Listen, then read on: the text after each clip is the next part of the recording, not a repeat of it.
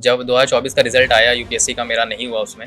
फिर उसके बाद मेरे पास समय बहुत कम था, क्योंकि 20-25 दिन बाद ही उत्तराखंड का पेपर था। ये एग्जाम्स ऐसे डिज़ाइन करे जाते हैं कि आप अपने घर पे बैठ के भी इसकी तैयारी कर सकते हैं। ऐसे बच्चे जो जस्ट शुरुआत कर रहे हैं, चाहे कोई भी एग्जाम हो, चाहे यूपीपीसीएस, चाहे यूपीएससी, चाहे उत्तराखंड पीसीएस या हम बीपीएससी की बात करें, तो ऐसे हमारे एस्पिरेंट्स को आप क्या सजेशन देना चाहेंगे? और आजकल सब तो चीज़ें ऑनलाइन हैं और बहुत सी चीज़ें फ्रीली अवेलेबल हैं। आपको बस उसको अच्छे अपने तरीके से सिलेबस के अकॉर्डिंग यूज़ करने की कला सीखनी है। तो ऐसी 5 बुक्स कौन सी हैं जो आपकी फेवरेट रही हैं जब आपने जर्नी स्टार्ट किया था?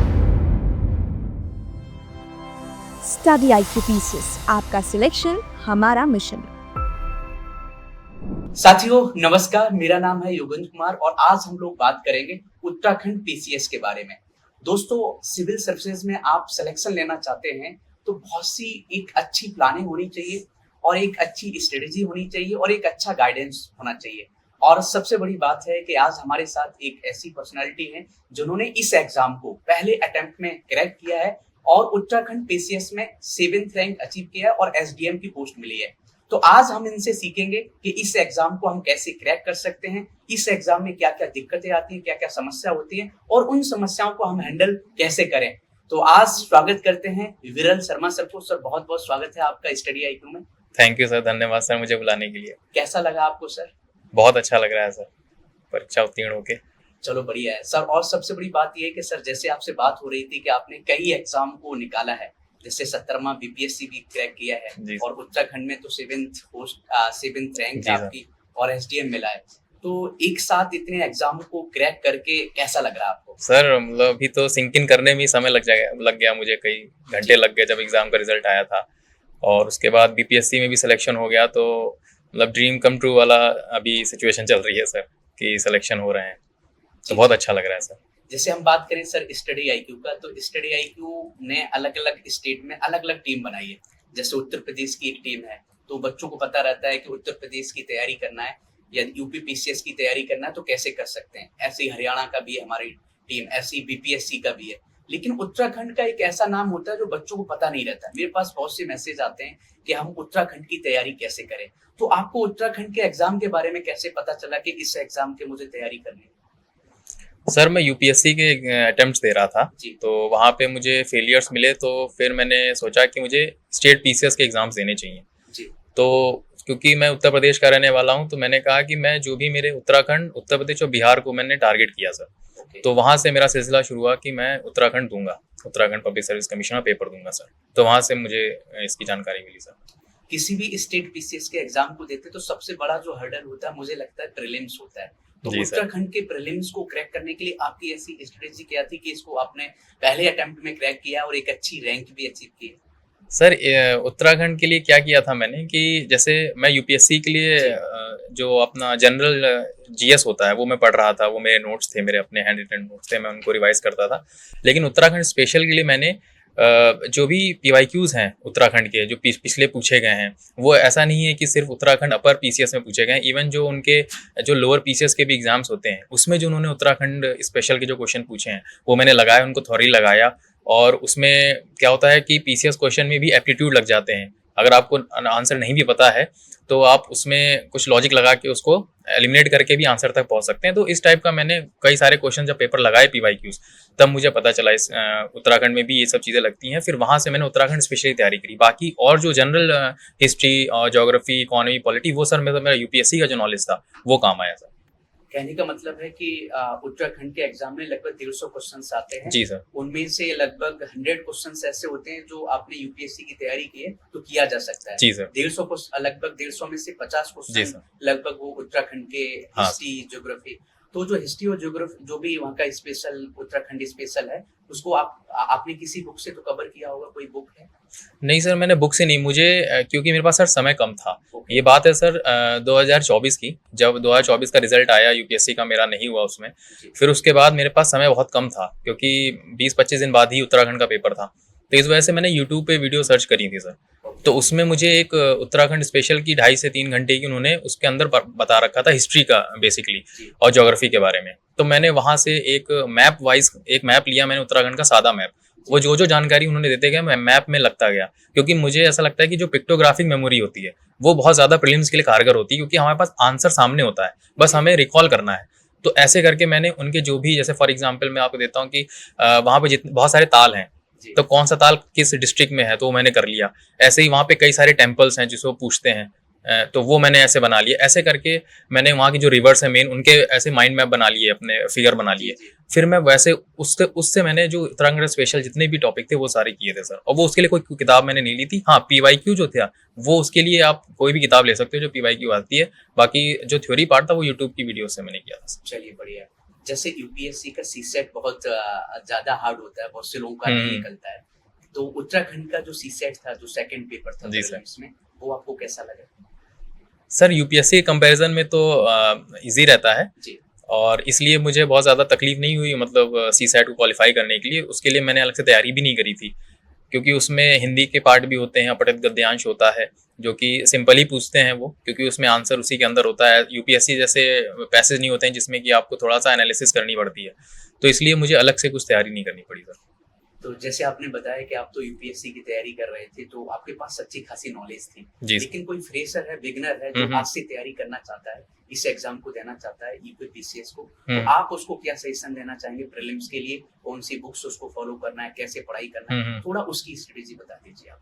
सर उसके लिए मैं ये कहूँगा कि जो जनरल चीज़ें जैसे हिस्ट्री हो गई, ज्योग्राफी जो इंडिया की है, जी उसके लिए जो स्टैंडर्ड बुक हैं, जैसे पॉलिटी के लिए हमारी जो लक्ष्मीकांत हो गई, मॉडर्न के लिए स्पेक्ट्रम हो गई, ऐसे ही आर एस शर्मा हो गई एशियंट के लिए, तो ये जो स्टैंडर्ड बुक्स हैं वो पढ़ लें, उसमें से फैक्चुअल चीज़ें निकालें, क्योंकि पीसीएस में ज़्यादा फैक्ट की चीज़ें पूछी जाती हैं। ओके और जो स्पेशल वाली चीज़ें हैं, स्पेशल के लिए जैसे मैंने तो कोई किताब नहीं ली थी, वो किताब भी ले सकते हैं, और वहाँ से ये करें कि मैप लें सादा उत्तराखंड का, और उसको चिन्हित करें जो भी जगह हैं, ज्योग्राफी हो चाहे हिस्ट्री हो। और जैसे मान के लिए वहाँ पे जो डायनेस्टीज़ हैं, गढ़वाल और कुमाऊँ की, उसका टाइमलाइन से के ज़रिए उसको पढ़ें, तो ये सब चीज़ें क्वेश्चन सॉल्व करने में बहुत सहायता करती हैं वहाँ पे। तो स्पेशल के लिए ये कर सकते हैं कि पीवाईक्यूज लगा लें और कोई एक स्टैंडर्ड बुक ले लें जो स्पेशल की है, उसको पढ़ लें। और जो बाकी इंडिया लेवल के जो भी जो आपका पढ़ाई का मटेरियल, जैसे पॉलिटी हो गया, ज्योग्राफी हो गया, ये स्टैंडर्ड बुक, एक सब्जेक्ट के लिए एक स्टैंडर्ड बुक पढ़ लें। जी जी। और दूसरा जो स्टेज होता है वो है मेंस, और मुझे लगता है कि मेंस का जितने अच्छे मार्क्स होंगे उतनी अच्छी आपको पोस्ट मिलती है। Yes sir. तो आपने मेंस के लिए ऐसा अलग क्या किया था कि आपकी इतनी अच्छी रैंक है, 7th रैंक आपने अचीव किया है? सर उसके लिए मैंने ये किया था कि जो मेरे यूपीएससी के नोट्स थे, जी जैसे आपके GS1, GS2, GS3, GS4 common syllabus है जी उत्तराखंड का, और क्योंकि पैटर्न चेंज हुआ था मेरे समय में, लेकिन जो उत्तराखंड स्पेशल था वो पहली बार आया था, इंट्रोड्यूस हुआ था, तो सबके लिए ही नया था वो। तो उसके लिए मैंने वही 70 से 80 क्वेश्चन जो उन्होंने पिछले बार पूछे हुए थे, क्योंकि पहले वो मिक्स करके पूछते थे, बीच बीच में क्वेश्चंस पूछ लेते थे, उसकी मैंने क्वेश्चन बैंक बना ली। वो लगभग 70 से 80 क्वेश्चन थे। फिर मैं और मेरा एक दोस्त था, हम दोनों ने 40-40 क्वेश्चन डिवाइड कर लिए, 40 उसने आंसर निकाले, 40 मैंने आंसर निकाले, और उसको आंसर फॉर्मेट में ही, इंट्रो, बॉडी, कंक्लूजन के फॉर्मेट में नोट्स बनाए उत्तराखंड स्पेशल के।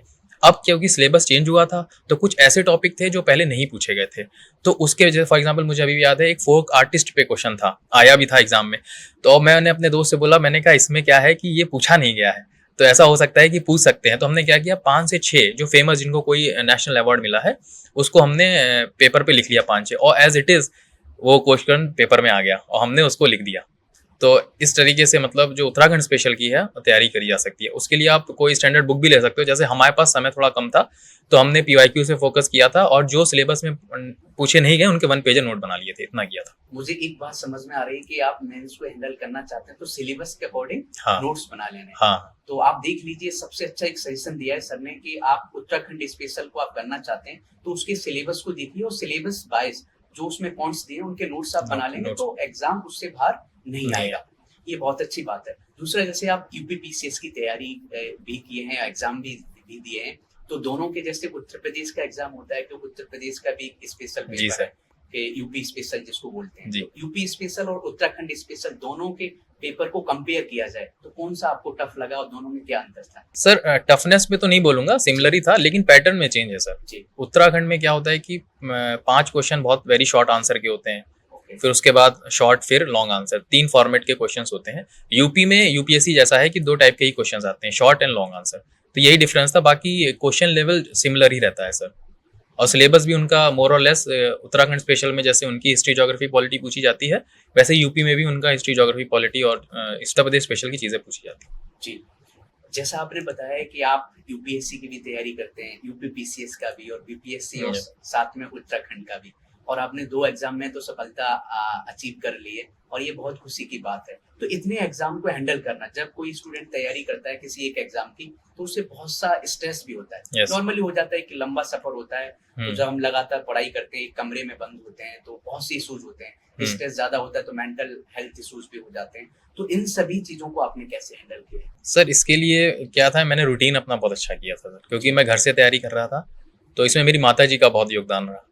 और वो मेरा रूटीन ऐसा रहता था कि मैं 10 साढ़े 10 तक सो जाता था, सुबह अर्ली मॉर्निंग उठ जाता था 6 बजे तक, और उसके बाद पहले मैं ये चीज़ें नहीं करता था, तो क्या रहता था, मेरा रूटीन बहुत बढ़िया फॉलो नहीं होता था, मेरा पढ़ाई भी ब्रेक हो जाती थी। तो अब जैसे रूटीन सही हुआ, उसके बाद जब मैं सुबह उठ के मेडिटेशन योगा मैंने इंक्लूड किया, एक्सरसाइज हल्की फुल्की करता था, और उसके बाद मैं उसमें ये चीज़ करता था कि जो भी चीज़ रटने वाली होती थी वो मैं मॉर्निंग में रटता था। ये चीज़ मुझे मतलब बहुत हेल्प करी, खासकर पीसीएस के लिए, क्योंकि आपको बहुत चीज़ें फैक्ट्स रटनी पड़ती हैं। तो मॉर्निंग 1 आवर में उसमें जो चीज़ है वो रटता था। और फिर उसके बाद मैंने स्लॉट बनाए थे, और कि फर्स्ट हाफ में मैं हमेशा टारगेटेड, मतलब मेरा ये रहता था कि मतलब एक पहले मेरा एक लार्ज प्लान होता था 1 महीने का, फिर माइक्रो प्लान्स होते थे, तो हिसाब से मैं फॉलो करता था। और उसके लिए जैसे एक पर डे में क्या करता था, 1-1 घंटे की स्लॉट लगाता था, उसमें मैंने एक टाइमर घड़ी मंगा ली थी। और ये चीज़ जो थी, ये मैंने 12th फेल जो मूवी आई थी उससे मैंने देखा था कि उसमें वो, तो पहले मैं नहीं पढ़ता था, लेकिन जब मैंने उसे इनकॉर्पोरेट किया तो मतलब बहुत चेंज आया। जो मेरी लर्निंग कैपेसिटी थी और जो मेरी सिटिंग कैपेसिटी थी वो बढ़ गई, और जो रिटेंशन पावर होती है, जो मैं पढ़ रहा हूँ मैं रिटेन हो रहा है, वो बढ़ गया। तो वो एक टाइमर वाला 1 घंटे स्लॉट और 15 मिनट रेस्ट, फिर 1 घंटे स्लॉट वाला ये। और फिर हाँ, जैसे आपने बोला कि पढ़ते पढ़ते बोरियत भी हो जाती है, प्लस अब टेंशन भी रहती है कि सक्सेसिव फेलियर्स हो रहे हैं। तो सर उसके लिए था, क्योंकि मैं लकी था, फैमिली के साथ था, तो हम लोग फैमिली वाले बात करते रहते थे, अपना घूम लिए टहल लिए, तो उससे थोड़ा, और जो मेडिटेशन योगा जो मैं करता था उससे बहुत फ़ायदा मिला था सर। चलिए बढ़िया है। जैसे गांव के जो बच्चे होते हैं जो तैयारी करना चाहते हैं किसी भी स्टेट का या यूपीएससी का, उन्हें ऐसा लगता है कि हम बिना कोचिंग के या हम जब तक दिल्ली नहीं जाएंगे तब तक सिलेक्शन नहीं हो सकता है, तो आपका क्या मानना है? सर मेरा मानना ये है कि आप कहीं पे भी हैं, ये एग्ज़ाम्स ऐसे डिज़ाइन करे जाते हैं कि आप अपने घर पे बैठ के भी इसकी तैयारी कर सकते हैं। और आजकल सब तो चीज़ें ऑनलाइन हैं, और बहुत सी चीज़ें फ्रीली अवेलेबल हैं, आपको बस उसको अच्छे अपने तरीके से सिलेबस के अकॉर्डिंग यूज़ करने की उसको एक कला सीखनी है बस। अभी जैसे हमारे स्टडी आईक्यू में बहुत से डिपार्टमेंट होते हैं, तो एक डिपार्टमेंट है मेंटोरशिप का, और उसको लीड कर रहे हैं रजत सर। तो रजत सर से हमारी बात हो रही थी, तो वो बता रहे थे कि आपने 2 साल तक हमसे जुड़े हुए हैं स्टडी आईक्यू से, और स्टडी आईक्यू ने हर डिपार्टमेंट बना रखा है। आप देखोगे स्टेट पीएससी डिपार्टमेंट अलग है, हरियाणा की तैयारी अलग कराते हैं, बीपीएससी का अलग, ऐसे यूपी पीसीएस का, ऐसे उत्तराखंड का भी हम लोग स्टार्ट कर रहे हैं। तो स्टडी आईक्यू ने आपको कैसे सपोर्ट किया? जो 2 साल आप हमसे जुड़े हुए हैं, तो कैसे आपको हेल्प किया? सर मैं यूपीएससी का जब मैंने इंटरव्यू दिया था उस टाइम मैं आईजीपी में जो प्रोग्राम था उसमें स्टडी आईक्यू ने ग्रुप बनाया था 15 से 16 लोगों का। तो सर उससे ये हुआ कि हम न्यूज़पेपर पढ़ते थे दिन में, और रात में हम डिस्कशन करते थे। तो वो डिस्कशन व्यू पॉइंट जनरेशन ने बहुत हेल्प करी थी मुझे। तो उस स्टेज में मुझे स्टडी आईक्यू ने उससे हेल्प मिली थी, और 15 से 16 जो हम लोग थे, हम लोग का पूरा एक ग्रुप बन गया था। हम डेली उसमें एक जैसा कि आपका एक शेड्यूल बन जाता है, आप डेली डिस्कशन करते हो, आपका कोई भी करंट अफेयर जो हम लोग सारा डिस्कस करते थे। ऊपर से उसमें अनिल स्वरूप सर ने भी सेशंस लिए थे, और उसको हमने अटेंड किया था सर। तो ये इंटरव्यू स्टेज में सर स्टडी आईक्यू में था मैं। चलिए बढ़िया है। और जैसे गांव के बच्चे होते हैं, जब उनसे बात करो, जब पहली बार वो तैयारी करता है, पहले बुक्स उठाता है, तो सबसे ज्यादा जो डर होता है उसका इंटरव्यू, कि हम साक्षात्कार में क्वेश्चंस क्या पूछे जाएंगे। तो आपका जब साक्षात्कार हुआ था उत्तराखंड में, तो कैसा लगा था, कैसे क्वेश्चंस पूछे गए थे? और एक ये भी क्वेश्चन होता है हमारे स्टूडेंट का कि सर साक्षात्कार में हम कैसे अच्छे मार्क्स अचीव करें? सर उत्तराखंड का, क्योंकि मेरा ये लगातार 5th इंटरव्यू था। मेरा पहला इंटरव्यू यूपीएससी का 11 फरवरी को था, और सक्सेसिव 15 डेज पे एक इंटरव्यूज थे। तो ये लास्ट इंटरव्यू था, तो आते आते मेरी कंडीशनिंग हो गई थी रियल इंटरव्यूज की। तो थोड़ा सा मेरा ये था कि जैसे यूपीएससी का जो इंटरव्यू मुझे डर था, मेरा नर्वसनेस थी, क्योंकि मेरा पहला इंटरव्यू था। लेकिन उत्तराखंड तक आते आते मेरे नर्वसनेस हट गई थी। बस मुझे एक ये फिक्र थी कि उत्तराखंड स्पेशल में कैसे कैटर करूँगा, क्योंकि उसके जस्ट 10 दिन पहले मेरा बिहार का इंटरव्यू था। तो उसका पढ़ा था, फिर 10 ही दिन थे। तो उसके लिए मैंने ये था कि मेरे दोस्त थे, तो उनसे मैंने डिस्कशन किया था उत्तराखंड स्पेशल का, और मुझसे इंटरव्यू में लकीली उत्तराखंड स्पेशल की चीज़ें पूछी भी गई। तो कुछ मैं आंसर किया, कुछ मैं नहीं कर पाया, और बाकी मेरा जो इंटरव्यू था वो आर्टिफिशियल इंटेलिजेंस पे बहुत चला था। ओके। मेरा कोई बैकग्राउंड नहीं है आर्टिफिशियल इंटेलिजेंस का, क्योंकि स्टेट में ऐसा होता है कि आप इकोनॉमिटी रखी जाती है कैंडिडेट की, तो कोई डेफ नहीं होता है, कुछ नाम नहीं होता है, कुछ पता नहीं होता है। तो लेकिन पता नहीं क्यों मेरा पूरा इंटरव्यू आर्टिफिशियल इंटेलिजेंस, लेकिन अच्छा चला, मैंने उसको अच्छे से कैटर कर लिया। ओके। तो हमारे बहुत से क्वेश्चंस लगभग उनके आंसर मिल गए हैं। सबसे बड़ी बात ये है कि जो हम लोगों को सुन रहे हैं और मैक्सिमम जो हमारी पॉपुलेशन होती है आजकल, जो एक नया होता है ना कि गांव के बच्चों के अंदर एक मोटिवेशन आ रहा है कि मुझे भी एडमिनिस्ट्रेशन सर्विस में जाना है। तो ऐसे बच्चे जो जस्ट शुरुआत कर रहे हैं, चाहे कोई भी एग्जाम हो, चाहे यूपीपीसीएस, चाहे यूपीएससी, चाहे उत्तराखंड पीसीएस, या हम बीपीएससी की बात करें, तो ऐसे हमारे एस्पिरेंट्स को आप क्या सजेशन देना चाहेंगे? मैं ये सजेशन देना चाहूँगा सर कि जो भी इस परीक्षा में आ रहा है, तो वो पीवाईक्यूज और सिलेबस, इन दो को बहुत अच्छे तरीके से सिलेबस को पूरा रट ले, और पीवाईक्यू के अकॉर्डिंग ही, उसके अराउंड ही तैयारी करे। चाहे अपने नोट्स बनाए, चाहे आंसर राइटिंग करे। जैसे मेंस की भी अगर आंसर राइटिंग करे तो पीवाईक्यू ही के अकॉर्डिंग करे और पीवाईक्यू लगाए, क्योंकि वो बहुत रिपीटेटिव होती हैं, थीम्स रिपीटेटिव होती हैं एज इट इज। क्वेश्चन भी नहीं रिपीट होते हैं खासकर यूपीएससी में, लेकिन स्टेट पीसीएस में क्वेश्चन भी रिपीट हो जाते हैं। तो मैं ये सजेशन करना चाहूँगा कि पीवाईक्यू और सिलेबस, ये दो को मतलब मूल मंत्र मान के पढ़ने की तैयारी करें।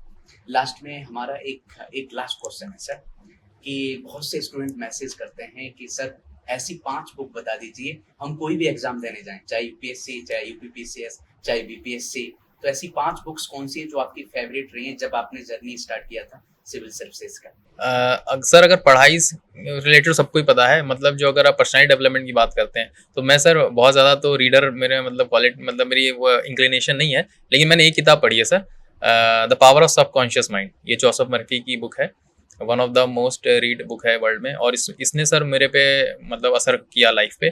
तब मुझे ये पता चला जो हमारा सबकॉन्शियस माइंड होता है उसमें बहुत पावर है, और उसको हमको कैसे यूज़ कर सकते हैं कंस्ट्रक्टिव वे में।